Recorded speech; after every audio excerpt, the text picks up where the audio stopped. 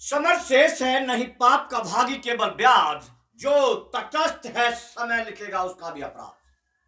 जो तटस्थ है समय लिखेगा उसका भी अपराध। और जो अपराध अगर कर्तव्यहीनता के बदले लिखी जाए तो समझिए कि कितना बड़ा अपराध होगा। ये सबसे बड़ी बात है कि आप फिर अपने दिल में बलिया थाना को एक बार स्मरण कर लीजिए। एक बार आप अपने दिल में स्मरण कर लीजिए वो बलिया थाना, जिस बलिया थाना में आने के लिए एक थाना प्रभारी 40 से 50 लाख रुपया तक रिश्वत देता है। और ये पुख्ता जानकारी है क्योंकि यहां आने वाले तमाम वो जितने भी लोग थे उसमें से लगभग अप्रॉक्सीमेट 22-23 के दौर में 5 से 6 थाना प्रभारी सीधा सस्पेंड होकर या लाइन हाजिर होकर यहां से गए। बाद के कलखंडों में बहुत अच्छी तरह से सोशल माफियाओं जो है उन लोगों ने हम लोगों को अलग किया, हम लोगों को दूर किया या फिर हमको व्यस्त करके आज फिर ऐसा ही चौबारा बना हुआ बलिया था।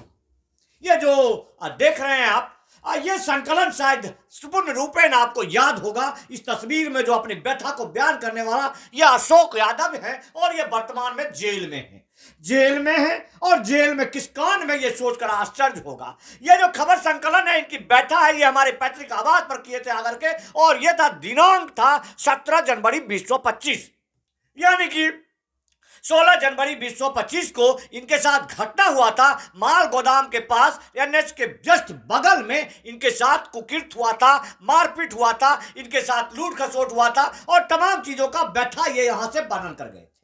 विपक्षी पलटा जो लोग इनके साथ दुर्घटना किए थे उन लोगों ने भी इनके ऊपर जो है एफआईआर दर्ज किया था। और वो बलिया थाना में एफआईआर दर्ज है, वो एक एफआईआर है कांड संख्या 20-25 और दूसरा एक एफआईआर दर्ज है जो वहां के जो जमीन मालिक है, वास्तविक विवाद का जड़, जो कि सदानंदपुर से आते हैं, जो कांड संख्या है 21-25।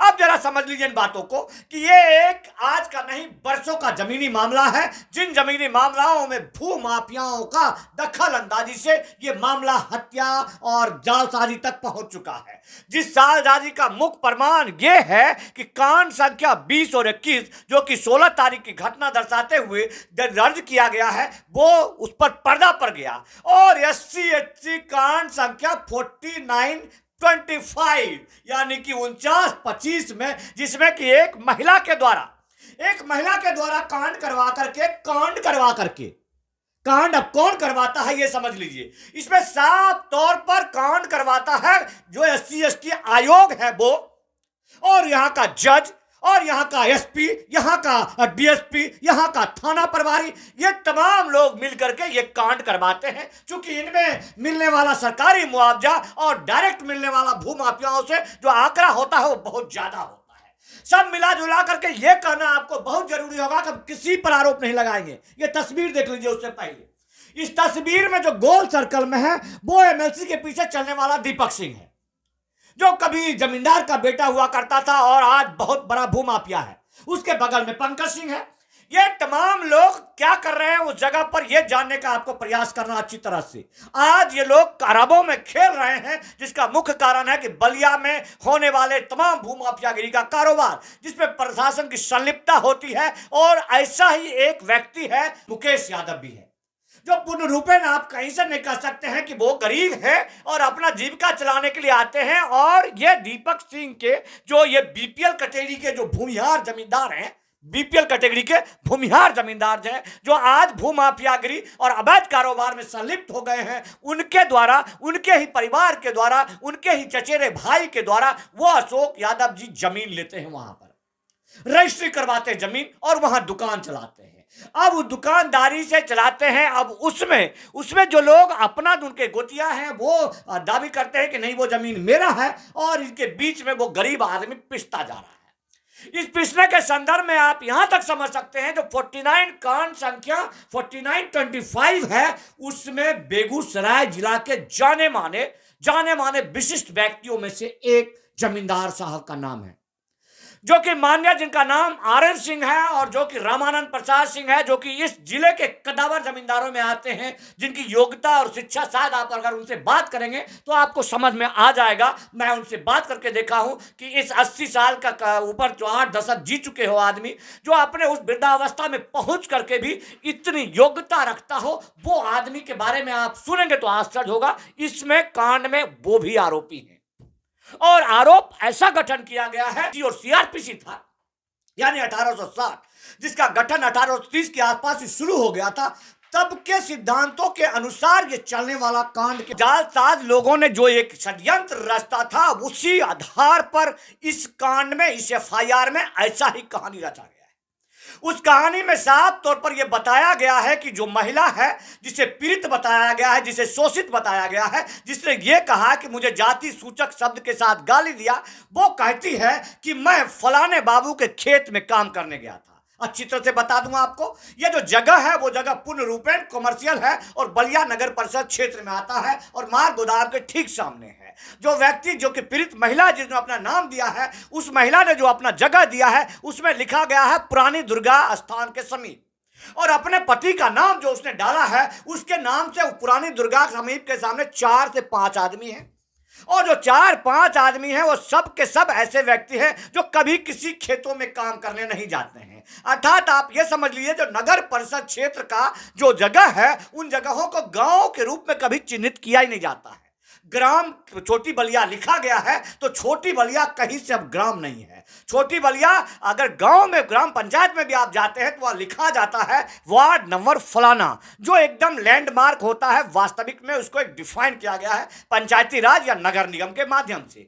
ऐसा ही चुनाव आयोग के द्वारा यह परिसीमन करके पूर्ण रूपेण निर्धारित कर दिया गया है कि कौन सा वार्ड है और कौन सा वार्ड किस नगर परिषद क्षेत्र में आता है और रहने वाले नागरिक किसके अंदर आते हैं। लेकिन आप एफआईआर को जब देखेंगे तो उसमें लिखा हुआ है पुरानी दुर्गा स्थान के समीप, और हमारे जैसे लोग जो पूर्ण रूपेण क्षेत्रीय है और वहां लोग बता रहे हैं कि 3 आदमी हैं, और 3 आदमी जो इस नाम के हैं, उनकी पत्नी कौन है इसको किसी को पता नहीं। लेकिन इतना तय है कि वहां जितने भी महिलाएं हैं, चाहे वो उच्च कास्ट के हो, चाहे वो बनिया समाज के हो, चाहे वो निचली जात के हो, चूंकि बनिया समाज बाजार है और वो लोग सक्रिय रूप से दुकान चलाते हैं, या फिर जो निचले वर्ग के भी जो लोग हैं वो मैक्सिमम बाजार क्षेत्र में दुकान दौरी इस प्रकार से या फुटकर विक्रेता हैं, ऐसे काम करते हैं। मजदूरी भी करते हैं तो आसपास करते हैं। कभी भी कोई महिला बाबू साहब के घरों में या बाबू साहब के खेतों में काम करने नहीं जाती है, और अगर इस तरह से कोई लिखते हैं तो वो एकदम सरासर झूठ है। अब देखना, सुपरविजन अधिकारी की जिम्मेदारी ये थी कि वहां जाकर देखे कि वास्तव में ये खेती की जमीन है। ये जो जमींदार साहब हैं, इनके साथ कांड कितना दिन से चल रहा है, क्या इस कांड में पड़ने वाली जो महिला है वो महिला का किस तरह का योगदान होता है। जो 16 जनवरी की जो घटना है उसमें 2 केस होता है, और उस जमीन में रजिस्ट्री करा करके अशोक यादव जो है, मुकेश यादव जो है, वो मुकेश यादव पूर्ण रूपेण वहां के जद्दी हो जाते हैं और उनके नाम रजिस्ट्री ऑफिस होता है। तो वहां पर कोई ऐसी महिला जो SC ST वर्ग से आती है, उसका आने का कहीं से उचित नहीं होता है, और किसी को नहीं पता चलेगा अगर वह कोई महिला आई है वो SC ST से है, या वो भूमिहार की है, या फिर वो राजपूत जाति से है, या फिर वो बनिया समाज से, किसी को पता नहीं चल सकता है। 2 टुक सत्य बात यह है। दूसरी सबसे बड़ी बात आती है कि वहां जो नामजद किया गया है, वहां पर आप रामानंद प्रसाद सिंह के जो पिता के नाम है, उनके पिता के वास्तविक नाम आपको लाख में से एक आध आदमी बताएगा, लाखों में से एक आध आदमी बताएगा, और तब जाकर के गांव में, सदानंदपुर गांव में लाखों में एक आदमी बताएगा। लेकिन उस महिला को साफ साफ पता है कि रामानंद प्रसाद सिंह के पिताजी का क्या नाम है, उसको यह भी पता है क्या है, और यह बात बताया कौन होगा, यह बात बताया दीपक सिंह और पंकज सिंह, क्योंकि मूल जिम्मेदारी इसी की है। ये भूमाफिया है, यही व्यक्ति है। आपको पता होना चाहिए कि यहां देख सकते हैं, जब पहला मुकदमा हमारे ऊपर किया था गोगरी में बनमन बाबा के द्वारा, तो मेरा पिता का नाम, मेरा वार्ड, ये सब कुछ और ये वहीं से आया है। तो अब आपको, चूंकि मैं इस वीडियो को ज्यादा लंबा नहीं करूंगा, यहां बेगूसराय प्रशासन चुल्लू भर पानी में नाक डुबाकर मर जाने वाली बात है, और तमाम उन लोगों को जो लोग कि तटस्थ हैं और खामोश होकर देख रहे हैं,